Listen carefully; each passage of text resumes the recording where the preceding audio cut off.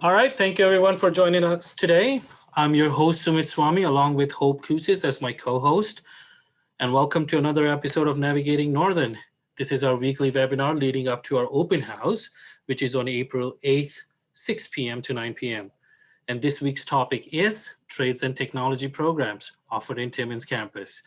We will be discussing information about our Trades and Tech program, and we will also talk to Aaron Klooster, the deans of our Trades and Technology program, and drum rolls, our new vice president of academics as of May 1st. So congratulations for that.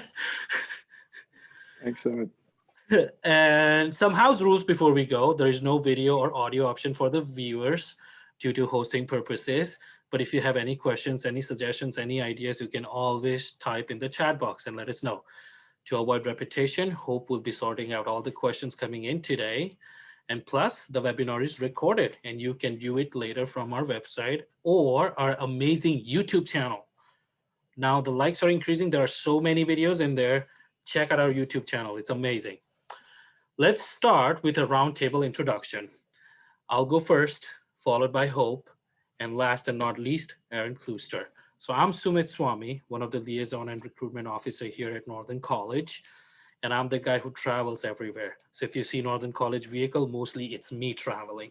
I go to high schools, I do events, I talk to guidance counselors, talk about Northern College, what we have to offer, and if you have any questions, I'm the person who becomes the middleman between the college and you. So in any case, if you have any questions regarding the college, regarding the program, regarding our locations, you can always talk to me. Let's go to Hope. Hi, obviously my name's Hope Kusis. I'm the Indigenous Recruiter and Pathways Navigator. Basically what Sumit said, I do the exact same thing as him. So yeah. And let's go to Aaron. Thanks, Sumit. Thanks, Hope. So as was mentioned, my name is Aaron Klooster, and I'm currently the Dean of Technology, Trades, and Apprenticeship at Northern College. And not quite May 1st, but May 17th, actually, Sumit, that's when I'll be assuming the new duties of Vice President Academic and Student Success. And we'll have a new Dean for Trades and Tech, hopefully before that takes place, so should be fun. A certain person told me that it was May 1st, so I kind of excitedly said that, but that's fine. We'll talk later on that topic. But let's go with the questions. There are some questions that we have in our portfolio, and these are the questions that we kind of sorted out because we do a lot of recruitment. We talk to a lot of students, we talk to a lot of guidance counselors, and we have these questions that we kind of form up with, and we will be asking you, Aaron, just to kind of get a little bit of more information on the Trades and Tech program that we have at Northern College. And plus, it's also open for the viewers to ask any questions if they have. So let's go with the first question, and it's pretty much easy, and I think you'll be repeating yourself, but it will be a chance for you to take a little bit more time to talk about it. So what programs do you represent? What credentials as in what credentials they will get when they get graduated, and at what campuses these programs are offered? Sure. Yeah. No, that is a good place to start for sure. So, as I understand it, I think we're focusing in this particular session mostly on the trades and tech programming that would happen probably at the Timmins campus. And we did talk, I think, in a previous session about some of the options at Kirkland Lake and Haileybury. Although I'll mention special attention there to the instrumentation program in Haileybury, so I will mention that. But why don't we start in Timmins? And then we'll work our way sort of south, I guess, is the best way to kind of visualize that. So in Timmins, we do have, of course, our larger campus, our main building here in Timmins, and of the offerings for technology and trades and apprenticeship in Timmins. We have what would be considered your traditional engineering technician and technology programming areas. So electrical engineering diploma, electrical engineering advanced diploma, computer engineering, civil engineering technician, construction engineering technician. Move a little bit, over into the other sort of areas of account. We have mechanical engineering technician, and of course, a technologist or advanced diploma option in collaboration with some of the other colleges in Northern Ontario through the Northern Colleges Collaborative Program. When we move a little bit more into the trades area in Timmins, we do have both apprenticeable and post-secondary trade pathways. So our post-secondary trades are motive power trades such as automotive service technician and heavy equipment technician, so another motive power trade. And then of course we have some industrial trades there too. Millwright, industrial millwright would be the industrial trade that we would offer on the post-secondary side. While we're still in Timmins, let's talk about some of the apprenticeship pathways. And of course, different way of getting into those programs, but certainly still very, very much viable career choices and viable career options for people should they choose to go down those roads. But we do offer automotive service, heavy equipment, construction and maintenance, electrician, and industrial millwright trades, all in Timmins for apprenticeship. We also have level 1 welding under the OYAP, Ontario Youth Apprenticeship, for anybody who's interested in that. Certainly actively recruiting for those. And that kind of wraps up most of the Timmins offerings. And then if we move down to maybe a brief stop in Kirkland Lake, just to mention again the welding engineering technician and welding mechanical technician welder fitter programs, diploma program. And a little bit further south in Haileybury, of course, it's home to the Haileybury School of Mines, which I know was in one of last week's sessions. But certainly special attention there to the instrumentation and control engineering technician program, which is one of those long-standing yet somewhat underrepresented in terms of population programs, leading to some great careers in instrumentation and control. So that gives you the lay of the land in terms of what I represent as Dean for Programming. And certainly if there's anything in particular you want to know about any of those trades, we can do follow-up questions for that for sure. Absolutely. And that's the thing too, because and this is not being a little bit like, tooting my own horn here, but I always tell students that if you're thinking about trades program and if you want to stay north, you have to see what Northern College has to offer, because it's years and years of expertise that has been done. And I think, Aaron Klooster, you have done an amazing job to kind of even make it better than it was before, because now I have pretty much every student coming up for anything for that program, and there's something to talk about, right? And there are some limitations when it comes to Northern colleges, particularly in this area. We have excelled it so good. There's an amazing automotive lab that you can work with. And go ahead, I'm sorry. Yeah, no, I was just going to say, like, I get what you're saying. I think a lot of people, I mean, let's face it, we don't have very large demographic pools to draw from. We don't have a humongous population, and because of that, we end up being the smallest English language college in the system. There's no doubt about that. But we've always said, small but mighty, right? Like when people walk through the doors, they walk into the labs and they're kind of blown. Like even, I have colleagues from other colleges that are kind of simply amazed when they walk in and they see what we're dealing with in terms of tools and trainers and technology that we've been able to acquire. In many programs, we're light years ahead of some of even these larger colleges down in the Southwest or down in the GTA.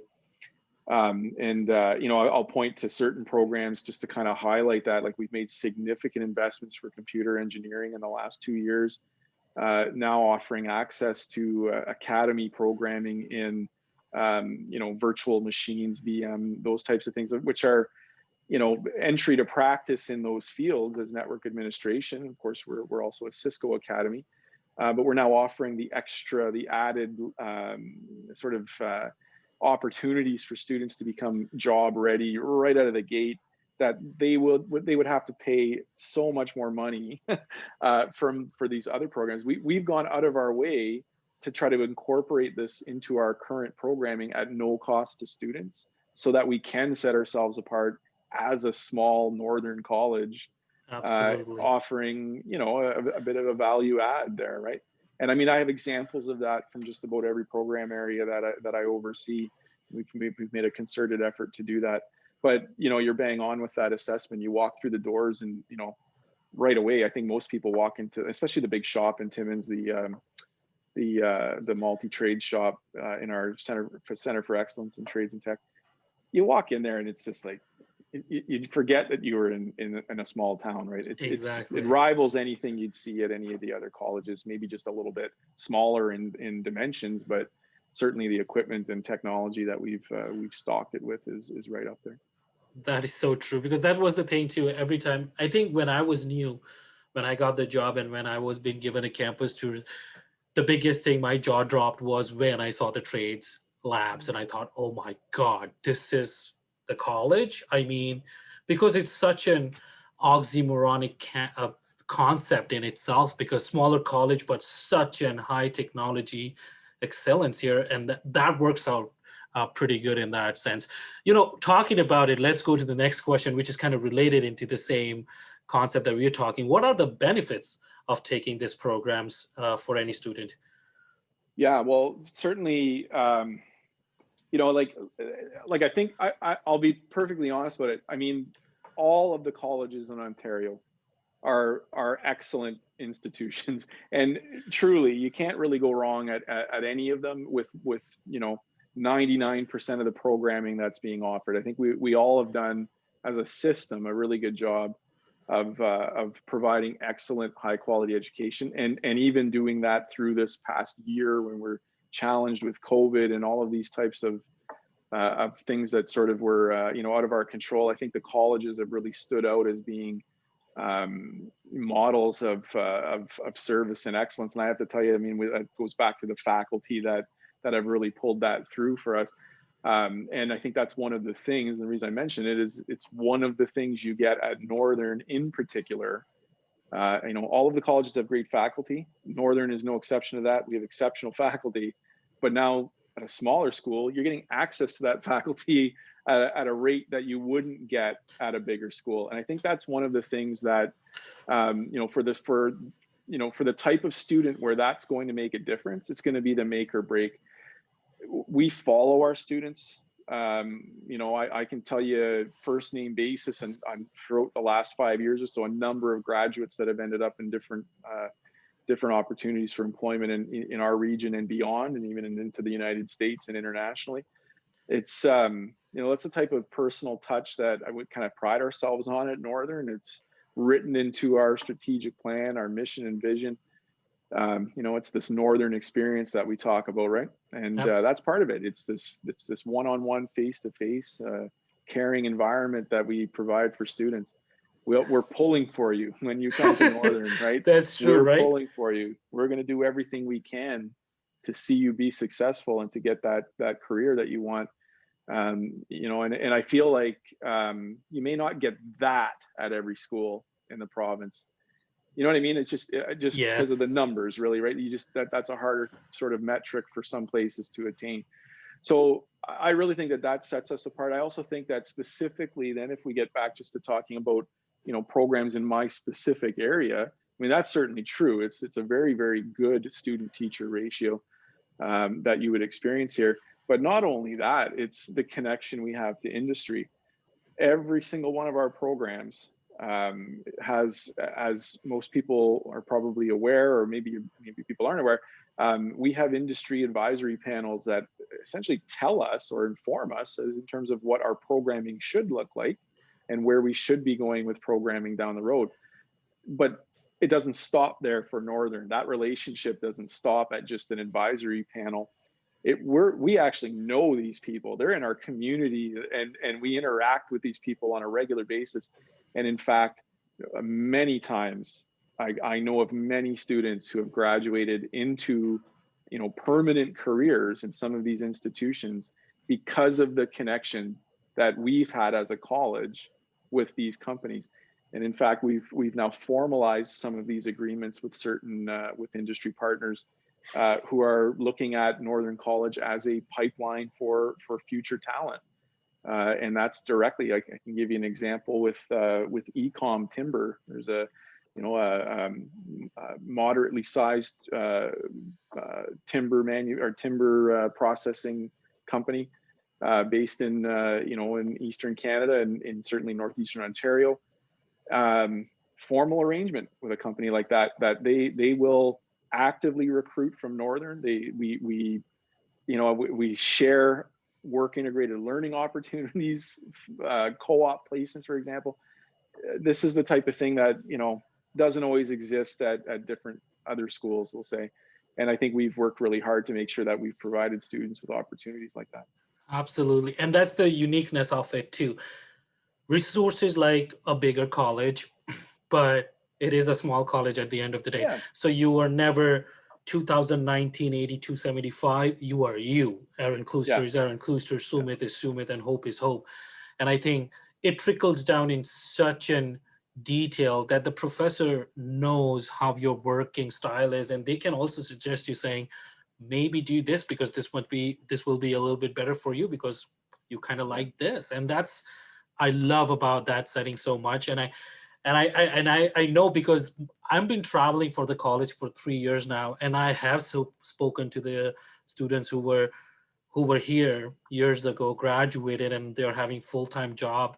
And I remember parents specifically telling their students, saying that, see what Northern College has to offer in this program. If you don't like it, then we go to the program choice or the college choice that you have.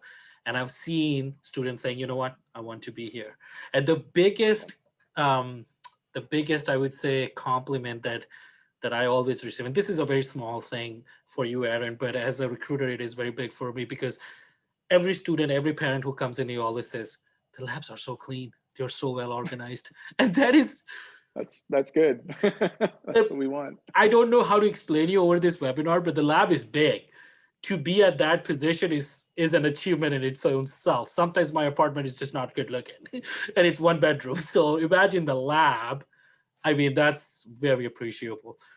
Anyways, let's go to the other question. And this is, I want to talk to you, or maybe ask you, what are the general admissions requirement for the students who hasn't been applied yet, who are thinking about it? But if you can talk about a little bit on the admissions requirement generally, that would be fine. That's kind of a challenging question to answer, because of course, not every program has the exact same admission requirements, but certainly all of that information is definitely on our website at northernc.on.ca, and certainly found in our view books. If I'm sort of just generalizing, and we sort of speak in general terms when it comes to the technology programming, engineering technology programming, you're going to want to obviously get the bare minimums that you would need in terms of credentialing out of high school in terms of your SSD.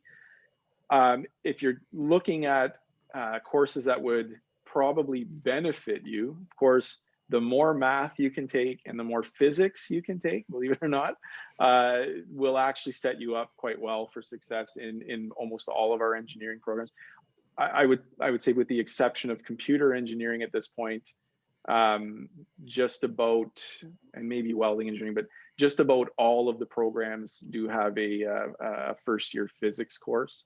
And if you're taking physics, at the level 4 physics in your preparatory studies in high school to come into college, then that physics is probably going to be somewhat repetitive for you, but it is a good reinforcement. So I would say, set yourself up well, maths, physics.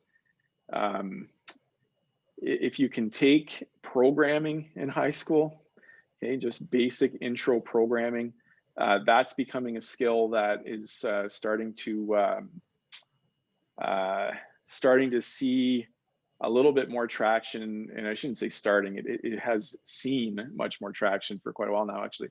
But to the point where it's almost in every program now that there is almost this understanding that you would have some set of or some semblance of understanding of basic programming. But if you haven't yet, it's okay, because we can get you there depending on the program you're coming in. And the other thing that is probably not really formalized, but really sets students apart in terms of their ability to be successful is understanding Excel. So if you can get a good understanding of Excel before you get to your college programming, that definitely helps, because just about all of the programs that we have in tech and trades are going to be employing Excel in some variety or another. Either it's just for basic lab reports, or you're actually doing some data analysis in Excel. So there's a spectrum there, but people who have Excel skills tend to fare a little bit better. And the last one I would say is AutoCAD. If you've taken any AutoCAD courses in high school, or if you've taken any AutoCAD courses prior to coming in, you're probably not going to regret that. AutoCAD is kind of a basic skill for most of the engineering technology programs, and certainly for some of the trades programs as well. So not a bad idea for that area. And in terms of basic requirements, I think, Hope, you might have just posted the link there for, if I'm not mistaken. Yeah, see that there. So yeah, that would be your sort of, your basic entrance requirements. But I hope now, like, just giving that little blurb about that, that you now have sort of some idea what might, be the added benefit of some of these other things that you might want to prep for before you come in. All right. So AutoCAD is necessary, Excel is necessary, do a little bit of programming here and there, and you're set for it. Yeah, if you can. If you're not, that's fine. Don't worry about it, because we are here to always educate you and get you ready for the industry. I mean, yeah, like if you come into a computer programming diploma or a computer engineering diploma, if you come into electrical, mechanical, I mean, you're going to learn intro programming, basic programming. But if you already have that skill, then you're kind of starting at a level that's, going to be making it much easier for you to get through that content at a much more rapid pace. So true. So my next question would be a two-parter. The Sure. first one is, if you can talk about how a typical day looks like in the classroom, exceptional with COVID-19. Imagine it's not there. How does it look like? And then the second part goes into that part where we talk about how does it look like right now? Yeah. And of course, those two things are, well, you know what, they're slightly different. They're actually not that different for tech and trade students. And we're quite fortunate because of, some of the stipulations that were set up for return to studies after the shutdown. So typical day minus COVID, right, is fairly easy to grasp. Largely, we run face-to-face programs in tech and trades. There are going to be a few courses in your program under normal circumstances, even where you might have distance or completely online studies for a certain course. And I'm thinking mostly like our general education electives. A lot of those are typically online and aren't necessarily scheduled to a synchronous block of time. They are what we call asynchronous courses. They can be sort of done at your own pace in some sense, or at least on the hours that you decide to do them in. And that's sort of a typical layout for most of tech and trades, where you'd have some of those online courses, but most of the programming is traditional face-to-face. You're learning theory components in a lecture theater with your, the entire group of students that you're coming into the program with. And then we would take, for example, in some of the lab settings, we would take smaller versions of that class. We would take about half the people in that group, and then that would become your lab group. And so your hands-on, kinesthetic types of activities, where you're actually manipulating tools, trainers, equipment, whatever it might be, that's being done in a lab with a much smaller number of people, much more interactivity with the course professor in that environment. So that's kind of typical. Now, of course, there are some atypical types of programs, right? Like our mining engineering program, which I didn't mention, but I know there was another Navigating Northern about that. Fully online program, only requires you to be on site for 2 weeks out of the year. Completely different, right?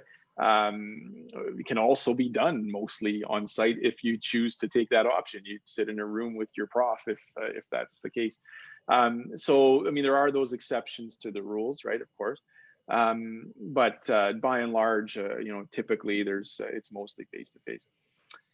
COVID now. We'll talk about what happened in COVID times.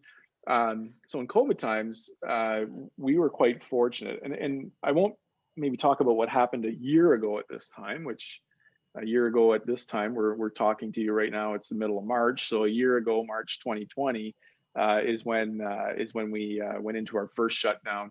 In that circumstance, we were close to the middle of the semester, the tail end of the semester. Everything moved online. All of the face-to-face was canceled and everything moved online. That was not how we ran semesters in this current academic year. So from this fall onwards to the point in time we find ourselves at now, we actually were able to run our face-to-face labs face-to-face. So we still had that interaction with professors. Of course, we had to maintain social distance and we had to wear masks and proper PPE. And so we certainly did that. But we were still able to have that interactivity with students in a face-to-face, just that social sort of interaction that comes with being in school still existed in tech and trades. Now your theory components, though, for those, they were online. So we did have some courses that had to migrate online. You know, from all accounts so far, challenging, yes, but the faculty have met the challenge and then some, and we're quite pleased that, you know, I think from our perspective, very, very pleased that we were able to deliver the quality of programming that we delivered under the circumstances in which we delivered it. And, you know, like I say, that's a testament to the dedication of the faculty that we have in the college. I suppose as we move forward in time here and COVID maybe becomes, you know, hopefully a thing of the past at some point and gets put well behind us. Please. Yeah, I think what we would see is in a circumstance like that, more than likely a move back to mostly face-to-face. But I have to tell you, I mean, there's, you know, we always try to find the silver lining in every sort of, you know, challenge that we've been facing. And I think we find it a little bit in the fact that we learned a lot of lessons about how to effectively deliver content and courses in that online environment. And in fact, faculty have become quite adept at this point in time. And I think for some faculty, there's almost a preference now to stay in that model, in that environment. And those are discussions we're having now with faculty about, you know, what makes the most sense. And is it feasible, and is it something that is appetizing for students? Does it make more sense for students? And is it something that that they can get behind? Because at the bottom line in all of this is that we're out here to deliver programming that actually, you know, meets the students where they are and gives them what they want, and we're responsive to that, of course, right? So if the overwhelming demand is, while we would really like to be face-to-face for some of these things, we're going to take that into consideration. If the overwhelming demand is, no, you know what, that course, we can stay online, that's fine, that'll work, right? Then I don't see any reason why we can't have those discussions too. But all of that is now being actively sorted out for the fall semester in 2021. Absolutely, because I've seen that change too. It's not just us, but it's out there. There are so many jobs that they have figured out after COVID-19 pandemic that this can be done online. I mean, you don't have to be here, right? Some of the schools have also said that rather than doing presentation coming in here, send us what you have, and it gives us much more prospect for us to kind of send it to the students. So there are changes that are coming up. So I wouldn't be surprised if you guys would also think on that part where it's a little bit of hybrid, even though you continue after some time. It's the future, I guess. Yeah, and like I said, those are discussions that, you know, at the end of the day, those decisions will be made based on what's, you know, by sort of triaging what's best for the students in those circumstances, what allows us to maintain the same quality, and, you know, is it become something like a hybrid model where portions of the course are online and portions are face-to-face. I mean, nothing is off the table right now in terms of those discussions. We're actively examining all of this, and as we get into the planning for fall a little bit more earnestly in the next month or two, then I think those are the types of things that we'll be hammering out and solidifying decisions on a lot of the delivery methods in those courses. Absolutely. So second last question, we have only 2 more to go. So audience, if you're thinking about any questions, we'll be going to Q&A section after this. So James, if you have any questions that you're thinking about, let us know and we'll take it through in our Q&A session. So this question talks about the co-op options. What co-op options does the programs have, and is there any pathway opportunities for the students? Yeah, so traditional co-ops where students are going off for paid semesters, I actually only have one program in my repertoire of programs that actually has that formalized co-op, and that's of course the welding engineering pathways in the School of Welding Engineering Technology in Kirkland Lake. I know there was an open house or a Navigating Northern session that dealt specifically with welding, and I believe, if I'm not mistaken, Josh was on for that one with you. Yeah. And he, Josh as the coordinator for that program would certainly be in a better position to answer. So instead of maybe talking about that formal co-op, why don't I just maybe turn the discussion a little bit to some work integrated learning opportunities that aren't paid co-ops, let's say. Okay. Yes. And I think it's important to recognize that there's a lot we can do with work integrated learning and that spectrum of what constitutes work integrated learning that isn't a paid co-op semester, that doesn't lengthen the time that a student has to take to finish a diploma or a credential at the college. And we've tried very hard to be very strategic about how we do this. So for example, in millwright, in that millwrighting post-secondary program, there's an opportunity there for a 2-week work integrated opportunity or experience with some of our industrial partners. You mentioned one earlier as Ecom.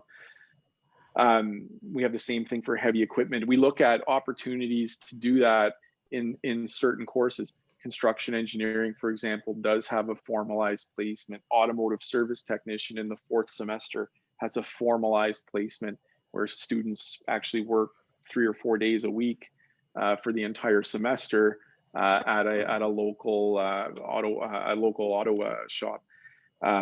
So there are opportunities like that. So it's definitely built in, but they're not always the formal paid co-ops. Sometimes these are unpaid placements, and I don't want that to be something that sort of turns people off. This is actually quite common that these things happen. But you have to remember what you're getting out of that situation as an unpaid placement is something that you really can't buy, right? Like that's the experience that for many students actually leads to their first job out of school, where they're getting employment at the place where they were actually a student. A placed student. So, it's important to recognize that even just looking at work integrated learning on a smaller scale, like bringing in expert panels, taking tours of industrial settings, our mining program had the good fortune of being able to go up and tour the operations at Detour with Kirkland Lake Gold last fall for field school. That's the type of thing that, it's immeasurable in terms of the learning that happens on an experience like that in an environment like that. And so we try we're actively trying to increase the amount of work integrated learning in the programs and certainly support it in any way we can. So, maybe not co-ops necessarily, but certainly working towards that same type of experience. And I think it does help the student because it becomes more hands-on, it becomes more practical, it becomes more near to the industry. And that's what Northern College is known for that 100%. Sumit, it's probably worth noting here that, we also have a really strong connection to our applied research, entrepreneurship, and innovation department, or what's now being called the iHub. That ability for industrial partners to come to us with ideas for projects, right? Solving real world industrial problems with applied research that our students then get to actually do. That's kind of a thing that just it's incredible. And I wish that was something that was commonplace when I was back in school. But we've had really good success with that, like excellent opportunities for students to do capstone projects for local industrial partners on projects that actually mean something to them and are being employed in an actual industrial setting. I mean, that's kind of the key thing. I mean, that's really the pinnacle of what we can do for work integrated, if you think about it. And certainly we try to take advantage of that. It's almost like, you know, a lot of the work we do in our advanced diploma programs, the technical reports that have to be created, and you know, that's the capstone element in that 3-year advanced diploma. Those are excellent examples of work integrated learning, where, you know, a student will take on a project from A to Z, working with, you know, a faculty mentor or a faculty subject matter expert and an industrial partner to create something real, like a valid answer to a problem in that industry. And we've had some excellent success. And in fact, we've had students that have parlayed those types of activities into further post-secondary study at, you know, at the bachelor's level, at the master's level, and then into their careers too as well. So it's a model that works, and we're quite excited about that, and getting that word out that that's there.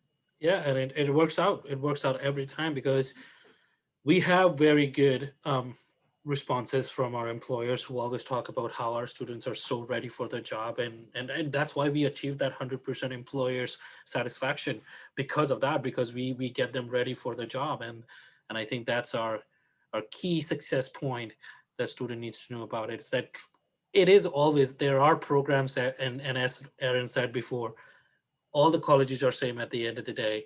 Everything is kind of coming up to the same level, but it's just the small things that changes it a lot. And that's what makes the big difference. So last question, I mean, you did answer for it a little bit. So if you don't talk about it a lot, that would be fine. It talks about what kind of networking and job prospects are there for the students who get graduated, and why would someone want to pursue this line of work? What is that is so important? Yeah, well, I mean, like, obviously I have a foot in 2 different camps here, right? Because in tech and trades and apprenticeship, I have your engineering technology pathways, which are slightly different than your trades and apprenticeship pathways, but both lead to extremely gratifying and rewarding careers, and are certainly careers that are in demand right now. So number one question that I think a lot of people ask when they start examining, you know, what should we be looking at? You know, I won't say this is the number one motivator, but for the vast majority of programs in our repertoire here in tech and trades, you're going to graduate as an in-demand ready to work employee. Like, that's true. And you're likely to get employment very, very quickly. Certainly we have programs where, you know, I for the last few years, I don't think there's been a graduate that's left some of these programs that hasn't already left before graduation with their job offer in hand and have started their careers immediately. That's, you know, that's certainly true of programs like instrumentation, for example. You know, so there's that access to employment. That's number one. That's a key critical thing, that when we think about vocational studies or college studies, that's certainly in the back of everyone's mind. Rewarding careers too, right? Like the idea that, can we make a good living doing this type of thing? And the answer is a resounding yes. I, you know, regularly encounter individuals in our communities that are college graduates that are either gone through the apprenticeship pathway or through the post-secondary pathways and have ended up in trades or technology, and they have gainful employment, and they are doing quite well for themselves with their college diplomas or their apprenticeship credentials. The other thing, and probably the most important thing, is, are you going to enjoy this work? And can you make your life doing this, right? And I can tell you, I mean, if you get into these types of careers and it's a good fit for you, for most people that end up, it tends to be a good fit if they've chosen this pathway already. There's something quite satisfying about some of the work that our graduates end up doing.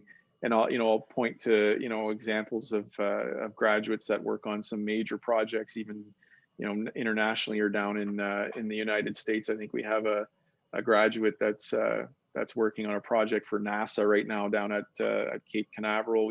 I mean, these are the types of stories about college graduates that are actually pretty, believe it or not, they're very common, these stories, but we don't hear about them that much. But I can tell you a million examples about students that have gone off to do just amazing things in their fields, or have crafted themselves amazing careers in the trades or in technology or whatever it might be. Business owners, you name it. It's so. I mean, yes, at the end of the day, are these rewarding careers? Absolutely. Are they lucrative careers? They absolutely can be.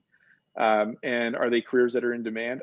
100%. I mean, there's no doubt about that. That right now, tech and trades are big demand. We see it all the time, and we have industry knocking at our door quite often, asking us for graduates because they're trying to fill roles that they can't fill. Skilled trades is in shortage right now, and we know that. And STEM careers are extremely lucrative. So, I mean, I hope that answers that question. I think it absolutely does. Gives you a general gist of it. But yeah, I can't emphasize enough that you can't go wrong with a college education. There's just so many upsides to this, and in fact, quite often now we're starting to see university grads coming back to us to get the college credential that will actually get them into the employment market that they really couldn't access before. It's a much different set of skills that you're coming out with, and it's much more practical. Absolutely. And I think that's what employers want to see, right? Yeah. My first choice back home in India when I wanted to do my post-secondary education was to become a mechanical automotive engineer. Ah, there you go. And I went this close, and then I dropped it. And and now good for Northern, but you probably would have enjoyed it. That's true. And then I regretted every day thinking about, come on, the amount of the success that they get is really good. The jump start that they have is absolutely stunning, because I remember as a business graduate, you just don't end up with good positions. You end up as a receptionist / photocopy guy, right, for a very long time, and then gradually go up. But with them, right now, Summit, the way things are going right now, and at least in Northeastern Ontario, with our major employers in the mining sector, these companies are growing and growing really fast. Yes. And sure, they need trades and they need tech grads, but they also need business and accounting, HR, administration. There's and these are all college diplomas. The communities that are servicing these industries need nurses and PSWs, and we've seen it certainly with COVID in the last little while. These are careers you get at college. Yeah. Right. So I really think that's a point that really needs to be stressed, that there are just so many opportunities and pathways that are that can start at a college, and it doesn't have to be the end of the pathway for people. It can be the start of the pathway.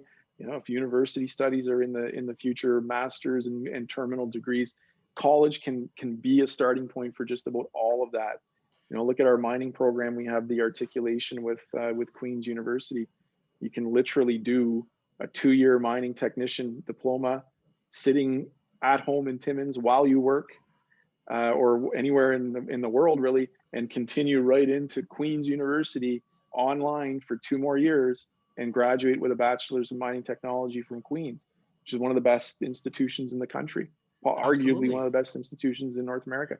So, I mean, that's something that starts at Northern College. I mean, that's, I can't stress enough as to how fortunate we are to have opportunities like that, and how fortunate the people in this community are to be able to have access to that. So that is so true. Anyway, yeah, I hope that answers that question. Yeah, it does. It does. It does.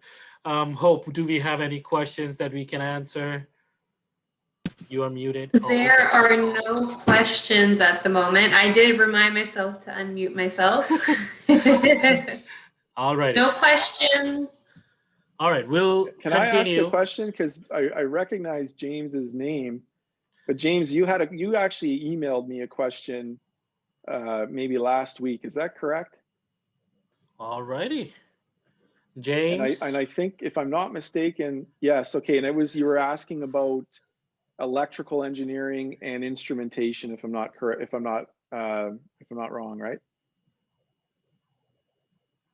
We're testing him. He's typing fast here. He's gonna have to type quickly. Oh my I'm God. fairly certain that's what that. Oh, sorry, James. What did you ask? I got you mixed up with somebody else. I was close. Motive power. Okay. Yeah, sure. So yeah, that's actually, James, that's a really good question. So for automotive service, the way this works, so the question was, I'll just read this out loud to recap. Wondering what you can do with a diploma in motive power technician automotive service. How does it work when I apply to employers? So of course, that particular post-secondary diploma is also an apprenticeable trade, right? Okay. And in order to legally work on vehicles in this province, you have to be a licensed mechanic, which means you have to go through and obtain a journeyman status or journey person status, or red seal as they call it, right? The wonderful thing about our 2-year automotive service diploma is that when you finish that 2-year diploma, you then have credit for all 3 of the in-class training levels for apprenticeship for motive power automotive service. So what that means is when you get your first job at an employer in that sector and they apprentice you, you don't have to come back to trade school. You've already got all of your trade school completed. All you need to do at that point is complete your hours on the job, working at that garage or whatever dealership you decide to end up at, until the point where you're ready to go and write that red seal examination and get your certificate of qualification and become licensed.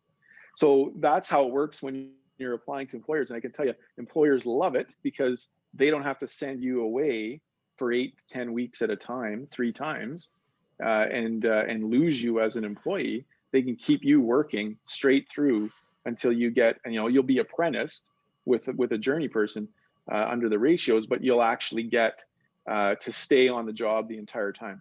So there's a real advantage to that. And if you think about it from an employer's perspective, if I have 2 candidates, somebody who's never turned a wrench before and has 0 experience or proof of experience, and someone who's got a 2-year diploma in automotive service and already has all of their trade school completed, who do you think I'm looking at? Really, right? Like I think I'm going to favor the person that isn't going to cost me more money down the road.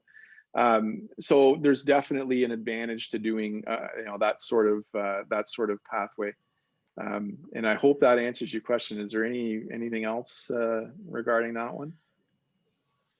This can only happen in Northern. You send an email a week ago, you come to the webinar, and the dean remembers it.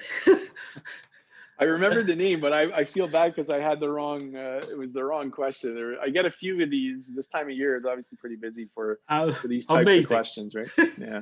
But so no, I hope, James, that answers it. And by all means, if there's any follow-up question to that, my email is on the screen underneath my name, and you have my email, obviously, because you had sent that in. Fire away. Just let me know, and I'll put you in contact with the right people if I can't answer it.